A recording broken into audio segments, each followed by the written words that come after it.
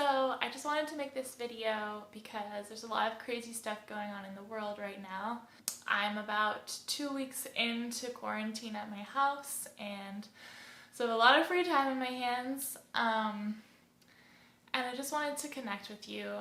I know with the coronavirus, a lot of people have been really scared. I've been really scared and nervous, and we've all been wondering what's going to happen, how are our lives going to be affected by this. And for me, I know that when I'm nervous, what I tend to do is I work really hard. So I've been putting all these projects on my plate. I've been just going for it nonstop. Sometimes what I'll do is I'll watch Netflix all the time.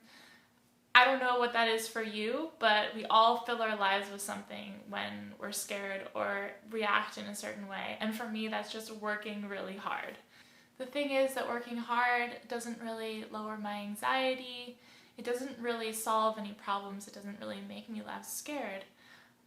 It does kind of distract me from what's going on. But what I want for myself and what I want for everyone else in the world is to find ways that we can really connect with the truth of who we are and go deeper so that we can find some sort of solace, some sort of ease for our anxiety and our fear.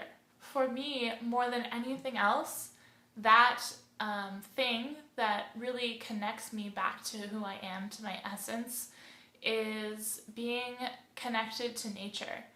And that's why I paint nature, that's why I love flowers, because to me it has this deep way of pulling me back in to the present moment, to beauty, to the truth of who we are beyond all of this, beyond the turmoil, the sort of soul essence of who we are as humans.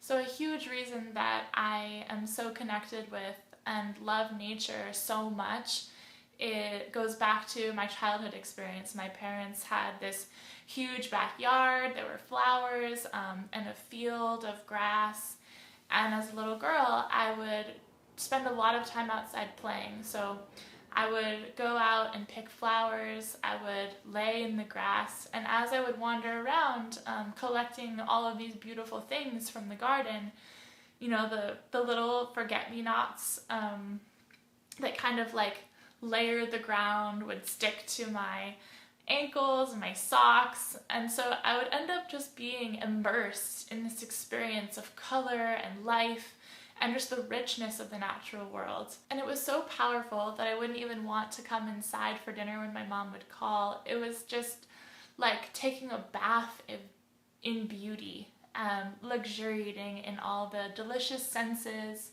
and all the brightness of the natural world. So as I sit and think about what we're all going through in this insane time, and as I ponder what would be most useful for myself and perhaps for others when experiencing a lot of stress and fear and worry, is truly to go back to these roots of connecting with the natural world. Now, as an adult, I don't have so much of the wistful, playful experience that I had as a kid, but in a lot of ways, I still try to connect in the same way. I still try to embody that childlike experience of connecting with beauty and nature.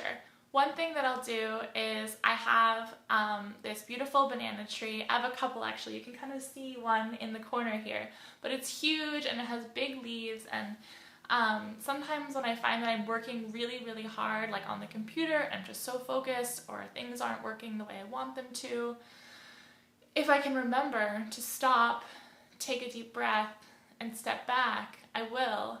And one of the things I'll do is I'll just lay under the tree and look up at the beautiful leaves. And it's amazing because in my house we have this banana tree with these beautiful sweeping leaves, and then behind it my painting of actually very blown up forget-me-nots and sweet peas that match the size of the banana leaves. So it's just like being immersed in this flowery experience that I love so deeply.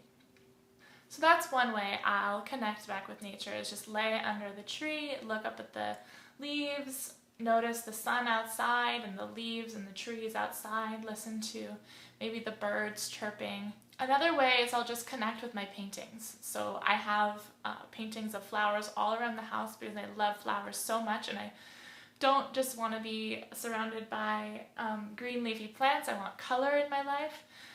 So I'll just be with my paintings, or I'll work on a painting and just kind of let that essence soak in through the artwork.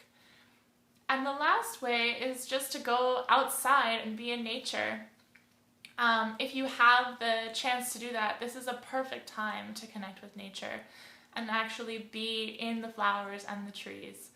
I'll often go pick wildflowers and just bring them inside, so I'm bringing it back in with me. And then I have these flowers all day long with me. And just having that life gives me a sense of connection to the natural world. So in this really intense time, if you feel called to do so, I urge you to reconnect with nature. Go pick flowers.